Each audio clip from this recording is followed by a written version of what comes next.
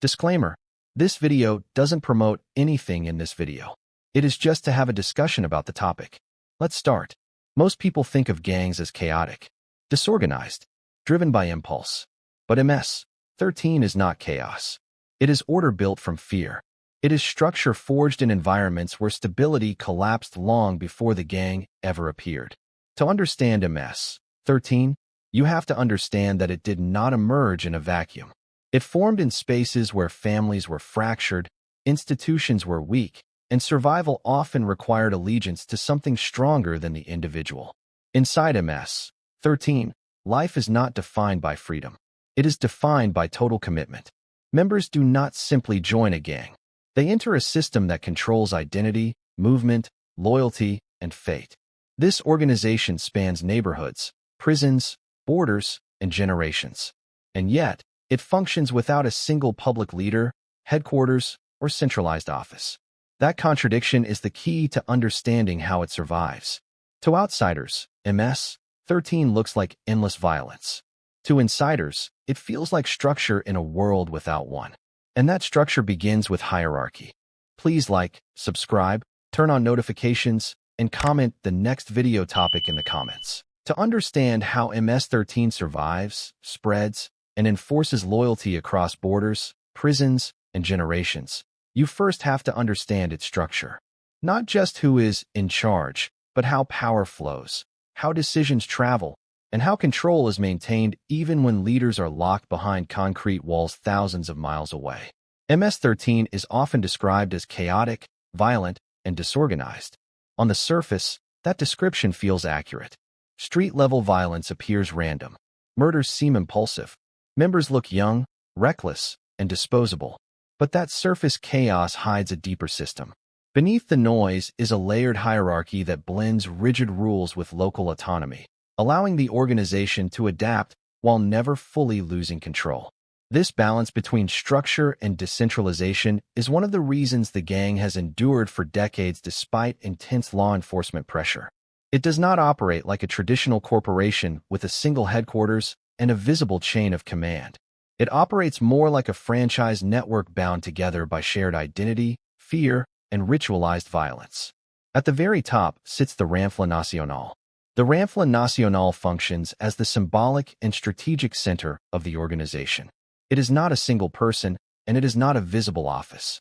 It is a small group of senior leaders who have earned status through years of violence, loyalty, and survival. Many of these individuals are incarcerated, often serving long or life sentences. Yet prison does not remove them from power. In many ways, prison becomes their headquarters. From inside correctional facilities, these leaders coordinate communication, settle disputes, authorize punishments, and maintain ideological control. Their authority comes from reputation. These are individuals known for extreme acts of violence in their past, people whose names carry weight. When a decision is attributed to the Rafle, it is not questioned lightly. For members on the street, the Rafle represents permanence. Street leaders can be arrested or killed. Cliques can fragment. But the Rafle is seen as enduring, almost untouchable. That perception alone creates compliance. Orders are followed not because members understand the full picture, but because disobedience carries consequences that can reach anyone, anywhere. This distance between decision-makers and foot soldiers is intentional. It creates insulation. When violence happens on the street, responsibility rarely traces cleanly upward. The system is designed so that those at the top rarely have direct contact with the acts they authorize, yet their influence is felt everywhere. Below the Rafle Nacional are regional or program leaders. These figures operate as intermediaries. They oversee multiple cliques within a defined geographic area, sometimes spanning entire cities or regions.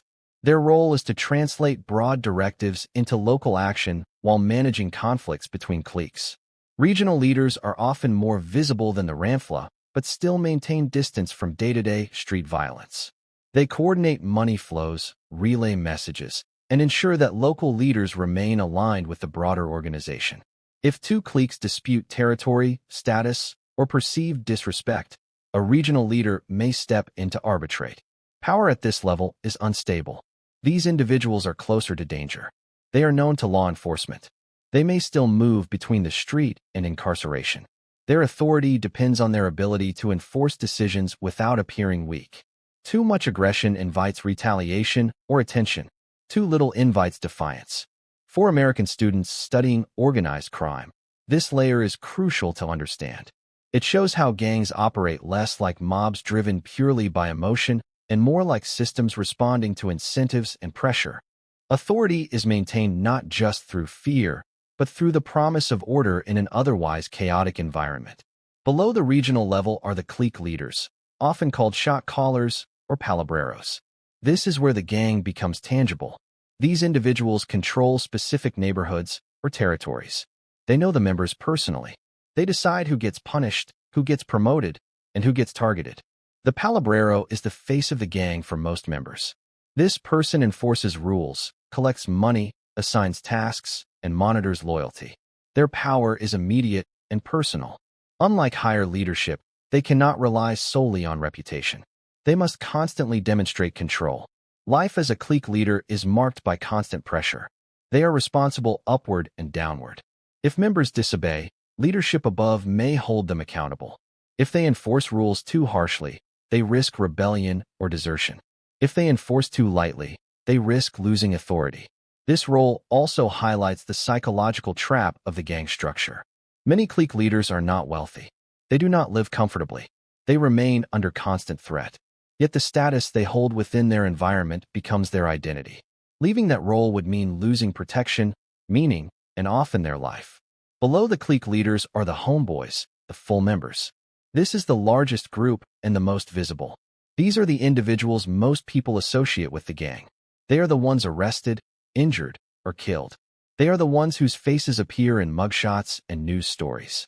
Most homeboys are young men, often recruited during adolescence. Many come from environments marked by poverty, unstable housing, family separation, and exposure to violence from an early age. For them, the gang provides structure where none existed before. It offers identity, belonging, and protection, even as it demands absolute loyalty. Their daily lives are tightly controlled. Rules govern behavior, speech, relationships, and even emotional expression. Weakness is punished. Doubt is dangerous. Violence becomes normalized, not because members enjoy it, but because it is required for survival within the system. This is an important point, especially for American students examining gang culture. Violence here is not spontaneous chaos. It is ritualized. It is enforced. It becomes a currency. Refusing violence does not signal morality. It signals unreliability. Homeboys are expected to prove themselves repeatedly. Loyalty is not permanent.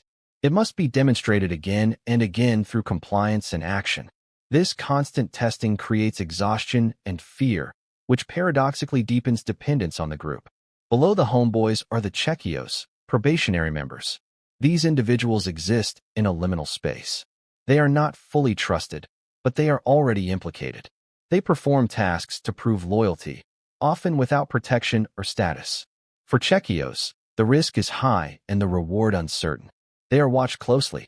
Any mistake can be interpreted as disloyalty. At the same time, backing out is not an option. Once associated, leaving becomes dangerous. This stage illustrates how the gang recruits commitment gradually. Full membership is not given freely. It is earned through suffering, risk, and demonstration. By the time someone becomes a full member, they have already crossed lines that make return to normal life extremely difficult. Finally, there are peros, associates who support the gang without formal membership. These may include lookouts, messengers, or individuals coerced into cooperation. Their relationship with the gang is often unstable. They are useful, but expendable. Peros highlight how the gang's influence extends beyond its formal structure. Entire communities can become entangled through fear, obligation, or survival. Participation is not always voluntary. Refusal can carry consequences. When you step back and view the hierarchy as a whole, a pattern emerges. Power is concentrated at the top, but risk is concentrated at the bottom. Decisions flow downward. Consequences flow upward only rarely. This structure mirrors many legal institutions, but without accountability, transparency, or exit options. For members, the gang becomes a closed system. Advancement does not lead to safety. Loyalty does not lead to freedom. Survival becomes the only goal. And this brings us to a critical question that sets up the next section. If the hierarchy is so rigid and the cost of participation so high, why do people still join? To answer that, we have to move beyond structure and into experience. We have to look at how members are brought in, what initiation really means, and why leaving becomes nearly impossible. That story begins with recruitment, initiation, and the psychology of commitment. That is where we go next. If hierarchy explains how MS-13 functions, recruitment explains why it continues. The gang does not survive because it is powerful at the top. It survives because it continuously pulls new people into the bottom. People who feel unseen, unprotected, and replaceable long before the gang ever enters their lives. Recruitment is not a single moment. It is a slow narrowing of options, a psychological funnel that makes joining feel less like a choice and more like the only remaining path.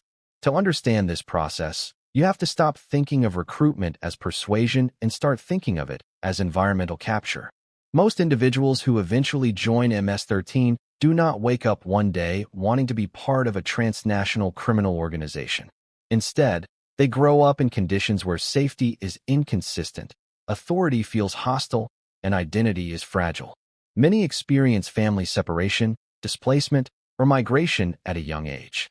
Others grow up in neighborhoods where violence is already normalized and institutions feel distant or unreliable. In these environments, gangs do not appear as outsiders. They are already embedded in daily life. Recruitment often begins with proximity, not pressure. A future member might live on the same block as older members, attend the same schools, or share extended family or community ties. Exposure comes first. Observation comes next. Children and adolescents learn who controls space, who is feared, and who is protected long before anyone speaks to them directly. This passive exposure matters. It creates familiarity. It lowers psychological resistance. When violence is routine, its moral weight shifts. It becomes something that happens, not something that shocks. From there, recruitment becomes relational. Initial contact is rarely dramatic. It might involve casual conversation, shared meals, rides, or small favors. These interactions build social debt. They also test boundaries. The gang observes who is reliable, who keeps quiet, and who seeks belonging. This stage is critical because it reframes the gang as a social network rather than a threat. For someone who feels isolated or marginalized, that network can feel stabilizing. It offers attention, recognition, and a sense of being chosen. Importantly, recruitment rarely involves explicit promises of wealth or power. Instead, it offers belonging. Belonging is the currency. As contact deepens, the individual may be asked to perform minor tasks. These tasks are intentionally low risk and ambiguous. Acting as a lookout, delivering a message, holding something temporarily. Each task is framed as a favor, not a commitment. This ambiguity is strategic. It allows the individual to participate without fully acknowledging what they are becoming part of. At the same time, it creates incremental involvement. Each action becomes a psychological anchor, making withdrawal feel increasingly complicated. This is where commitment begins to form, not through ideology, but through action. Psychologically, humans are more likely to justify actions they have already taken than to reassess them honestly. Once someone is helped even slightly, the mind works to reconcile that behavior with self-image. Doubt becomes uncomfortable. Rationalization fills the gap. The gang does not need to convince someone they are bad or violent. It needs to convince them that they are already involved. Initiation formalizes this involvement. Contrary to popular media portrayals, initiation is not just a test of toughness. It is a rite of irreversible transition. The act itself, often violent, humiliating, or dangerous, serves multiple purposes at once. First, it demonstrates willingness to obey.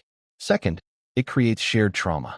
Third, and most importantly, it produces guilt and fear that bind the individual to the group. Once initiated, the individual has crossed a line.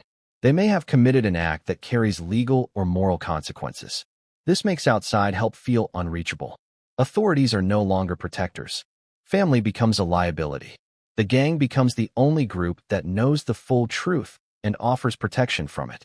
This is not accidental. It is structural. Initiation also restructures identity. Names, symbols, and rituals replace previous markers of self. The individual is no longer defined by their past, their education, or their aspirations. They are defined by membership. This is particularly powerful for young recruits whose identities are still forming. The gang offers clarity in a world that feels chaotic. Rules are strict. Roles are defined. Expectations are clear. Even punishment has logic. For American students studying psychology or sociology, this moment is crucial. It demonstrates how systems of control do not rely solely on force. They rely on meaning-making. The gang becomes a lens through which the world is interpreted. After initiation, loyalty is reinforced through constant surveillance and testing. Members are rarely allowed to feel secure. Trust is conditional. This instability prevents reflection. When survival depends on constant vigilance, there is little space for doubt. Violence plays a role here, but not always in the way people assume. Violence is not just a tool for external intimidation. It is a tool for internal cohesion. Participating in violence together creates complicity. Complicity creates silence. Silence creates longevity. At the same time, the gang carefully manages hope. Advancement is always possible but rarely realized. Recognition is given sparingly. This keeps members striving without ever feeling satisfied. It mirrors patterns seen in exploitative labor systems and abusive relationships. Leaving becomes increasingly unthinkable.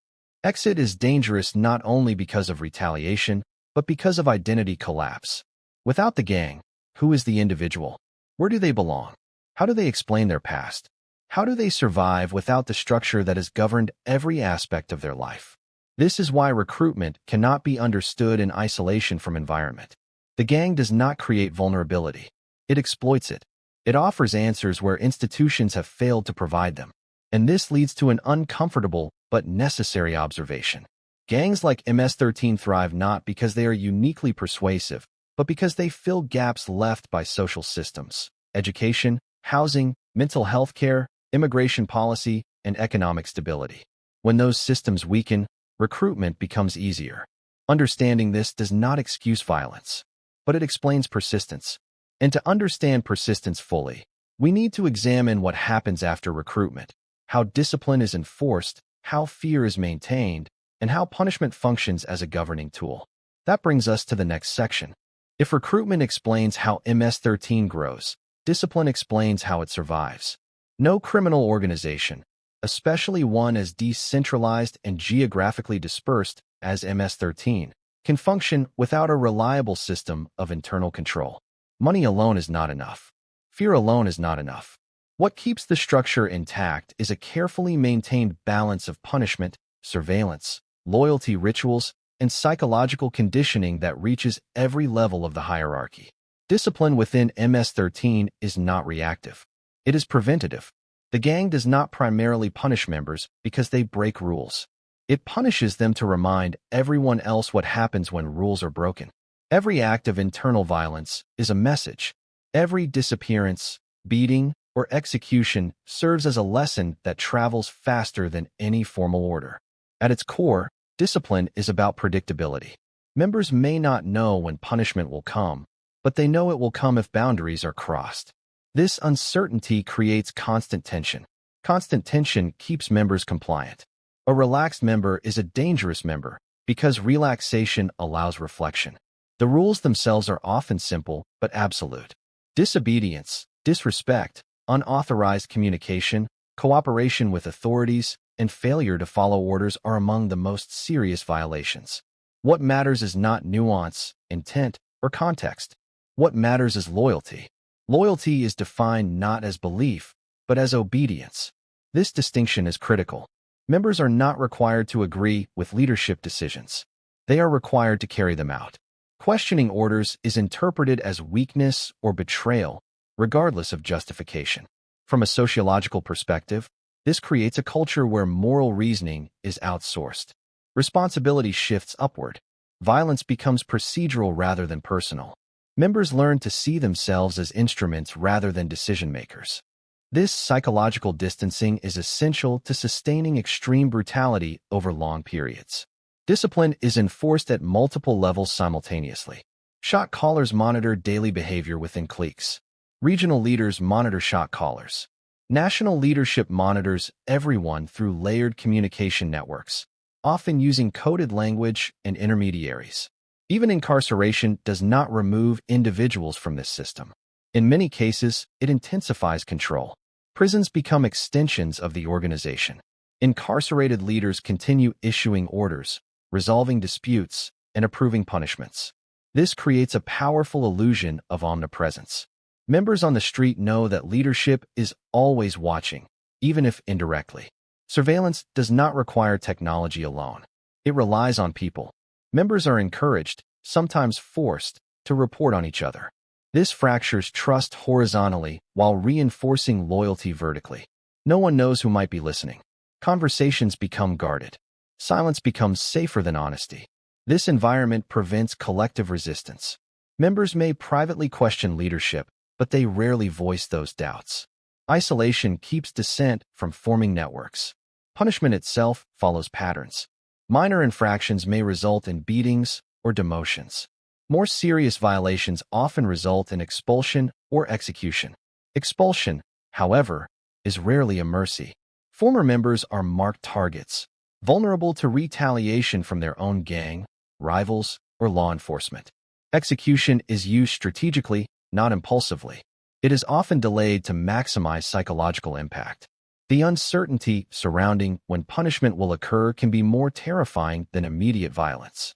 Public punishments are particularly effective. When a member is disciplined in front of others, it reinforces hierarchy and reinforces the cost of disobedience. The goal is not just to eliminate a problem, but to recalibrate behavior across the group. Violence is also ritualized. Certain punishments follow specific procedures to signal legitimacy. Unauthorized violence is discouraged because it undermines centralized authority. This distinction is important. The organization does not want chaos. It wants controlled brutality. For American students studying organizational behavior, this mirrors authoritarian systems in non-criminal contexts. Control is strongest when violence appears justified, consistent, and rule-based, even when the rules themselves are unjust. Discipline also extends to personal life. Members' relationships, movements, and finances are often monitored or restricted. Romantic involvement can be regulated. Family connections may be exploited or threatened. Personal autonomy is systematically reduced. This creates dependency. The more aspects of life the gang controls, the harder it becomes to imagine life outside it. Fear is not the only tool used. Shame plays a significant role. Members who fail to meet expectations may be humiliated, mocked, or stripped of status. In cultures where respect is central to identity, this social death can feel worse than physical harm. Shame isolates individuals, making them more controllable. Status within the gang is deliberately unstable. Recognition is temporary. Power is conditional. This keeps members striving and insecure. Insecurity fuels obedience. Importantly, discipline is not just about punishment, it is about meaning. Punishments are framed as necessary for survival. Violence is justified as protection. Betrayal is equated with death, not as cruelty, but as inevitability. These narratives normalize extreme responses and reduce moral dissonance. Over time, members internalize these beliefs. They begin policing themselves. Self-censorship replaces external enforcement. This is the most efficient form of control. Leaving the organization disrupts this internal structure, which is why exit is so dangerous, not just physically, but psychologically. Former members must rebuild identity without the framework that once governed everything. Many cannot. This internal control system explains why MS-13 persists despite arrests, deportations, and leadership losses. The structure is resilient because it is embedded not just in hierarchy, but in psychology. And yet, no system is invincible. As governments adapt, legal strategies shift, and international cooperation increases, the gang faces new forms of pressure that targets leadership, finances, and legitimacy rather than just street-level violence. That brings us to the final section. For decades, governments tried to fight MS-13 the same way they fought street gangs in the past, through arrests, local prosecutions, and deportations. The assumption was simple: remove individuals, and the organization would weaken. That assumption proved wrong. By the late 2010s, it became clear that MS-13 was not just a street gang. It was a transnational criminal organization with political leverage, prison-based command structures, and a deep ability to regenerate leadership. Removing one layer did not collapse the system. It activated it. This realization triggered a major shift in how states, particularly the United States and El Salvador, approached the problem. Instead of focusing primarily on individual crimes, authorities began targeting organizational identity itself. This is where the legal landscape changed dramatically, from gang to terrorist entity. Historically, MS-13 members were charged under conventional criminal statutes: murder, drug distribution, extortion, conspiracy, and racketeering. These charges were serious, but they treated the gang as a collection of criminals rather than a coordinated threat to state authority. Beginning in the early 2020s, prosecutors increasingly reframed MS-13 as something else entirely: an organization that uses systematic violence to intimidate civilian populations and coerce political outcomes. In other words, terrorism. This shift was not symbolic. It fundamentally altered the legal tools available to the state. Under terrorism frameworks, prosecutors no longer needed to prove that a specific leader personally committed a specific act of violence. Instead, they could argue that leadership roles themselves constituted participation in terrorist activity. This matters because MS-13's leadership model is deliberately indirect. Orders are passed down. Violence is outsourced. Distance from the act has always been a shield. Terrorism charges remove that shield. Leadership becomes liability. Financial facilitation becomes liability. Communication becomes liability. Even silence can become evidence. From a legal standpoint, this transforms the organization from a loose criminal network into a single hostile entity that allows governments to pursue broader conspiracies, longer sentences, and international coordination that was previously difficult or impossible. But it also raises questions about proportionality, civil liberties, and due process, questions that continue to be debated in courts and policy circles. Targeting the command structure. One of the most significant outcomes of the terrorism designation is the ability to target prison-based leadership. For years, incarceration did not remove MS-13 leaders from power. In some cases, it enhanced their authority. Prisons provided protection, communication hubs, and legitimacy. Legal shifts began to change that dynamic. Authorities increasingly focused on isolating high-ranking members, restricting communication, and treating prison orders as active criminal conduct rather than passive association. This reframing matters because it disrupts the illusion of safety behind bars. When leaders realize that incarceration no longer shields them from further charges, or that issuing orders from prison increases their exposure, the cost-benefit calculation changes. Some continue regardless. Others become more cautious. Either outcome introduces friction into the system. And friction is dangerous for organizations that rely on speed, obedience, and clarity. The Alien Enemies Act and deportation as strategy. One of the most controversial developments came in the mid-2020s with the expanded use of the Alien Enemies Act to expedite the removal of suspected gang leaders from the United States. This approach treated certain non-citizen members not just as criminals, but as hostile actors associated with a foreign threat. The logic was strategic rather than punitive. By removing high-ranking individuals before trials concluded, authorities aimed to disrupt coordination, prevent retaliation, and shift the burden of containment to states already operating under emergency security frameworks. El Salvador, in particular, became central to this strategy. Mass incarceration policies, extreme prison security measures, and centralized control allowed the Salvadoran government to neutralize large numbers of suspected members quickly. Supporters argued this restored public safety and dismantled leadership networks. Critics argued it bypassed due process and risked misidentification. What is clear is that this approach fundamentally altered the gang's operating environment. Movement became riskier. Visibility became dangerous. Cross-border coordination became slower and more fragile. Financial pressure and organizational starvation. Another critical shift has been the increased focus on money. MS-13 does not function on ideology alone. It requires constant cash flow for weapons, bribes, transportation, support for incarcerated members, and basic survival. Modern legal strategies increasingly target these financial arteries. Extortion networks are mapped. Money transfers are tracked. Supporters and intermediaries face charges not for violence, but for facilitation. This is a quieter form of pressure, but often a more effective one. When money slows, discipline weakens. When discipline weakens, internal conflict rises. And when internal conflict rises, organizations fracture. Importantly, financial pressure also undermines the gang's promise to its members. If the organization cannot provide support, protection, or status, loyalty becomes harder to enforce. Fear still exists, but fear without reward is unstable. Legitimacy as a battleground. Perhaps the most subtle shift is the battle over legitimacy. For decades, MS-13 survived in part because it filled gaps left by the state.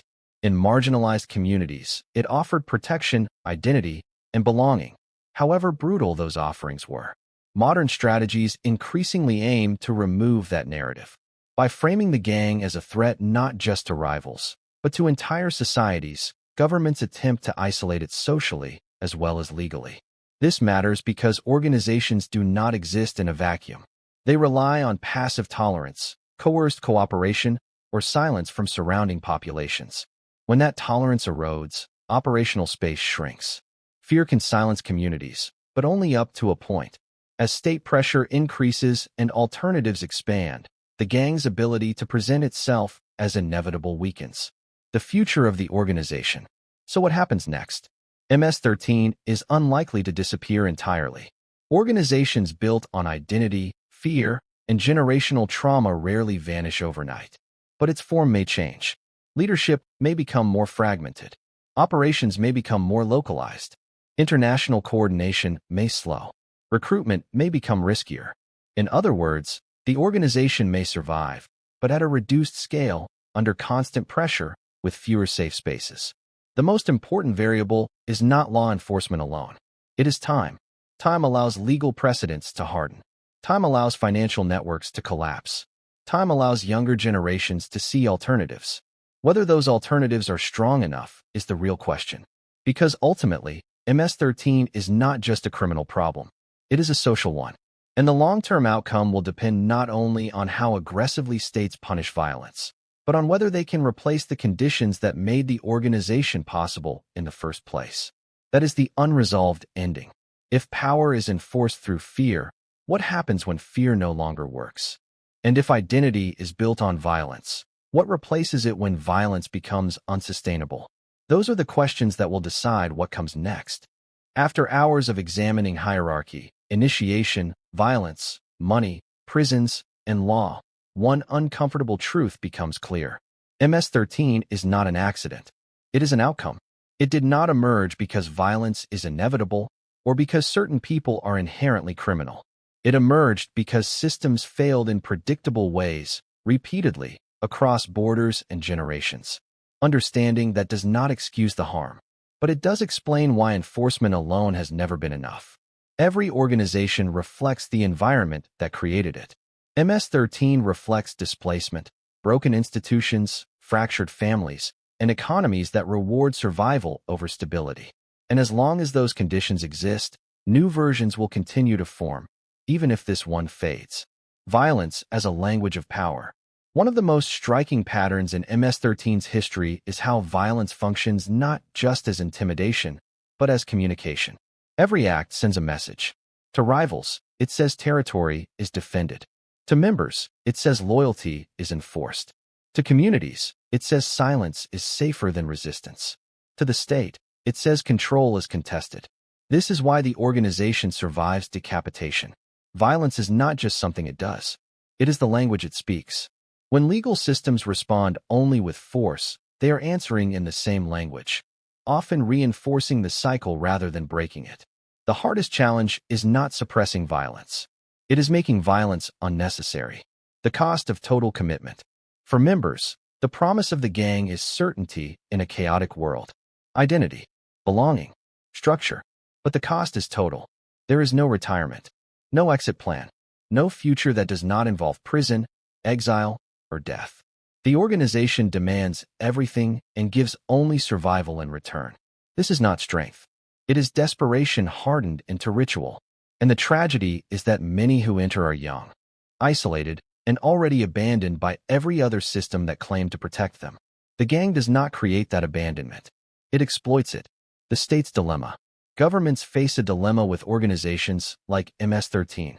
Too much force risks injustice, radicalization, and collateral harm. Too little force allows violence to spread and normalize. The shift toward terrorism designations, mass incarceration, and expedited removals reflects frustration with decades of limited success. These tools may weaken the organization. They may even dismantle it. But they do not answer the deeper question: what replaces it?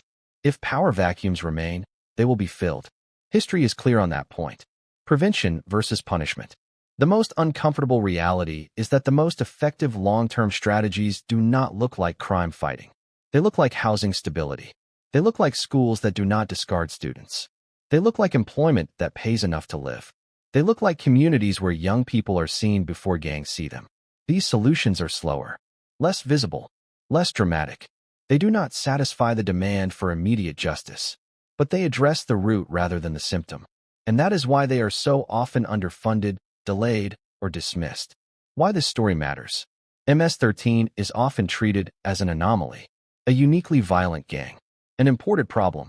It is neither. It is a mirror. It reflects what happens when identity is stripped down to survival, when institutions lose credibility, and when fear becomes the most reliable form of order. Studying it is not about fascination with crime.